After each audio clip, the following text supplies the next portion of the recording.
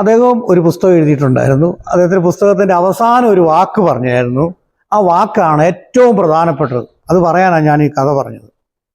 അദ്ദേഹം പറഞ്ഞത്, ഞാനൊരു ഡോക്ടറായി മാറിയത് എൻ്റെ കഠിനാധ്വാനവും പ്രയത്നശീലം കൊണ്ടാണ്.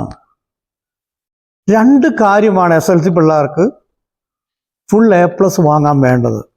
എന്തൊക്കെ വേണം? എന്ത് വേണം? ഇനിയുള്ള 8 ദിവസം എന്ത് വേണം? കഠിനാധ്വാനം. പിന്നെ എന്താണ്? പ്രയത്നശീലം.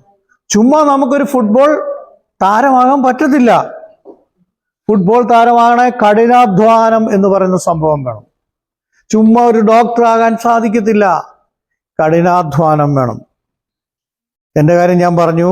ഞാനൊരു അധ്യാപകനായി മാറിയതും എന്തുള്ളത് കൊണ്ടായിരുന്നു? കഠിനാധ്വാനമുള്ളത് കൊണ്ടാണ്.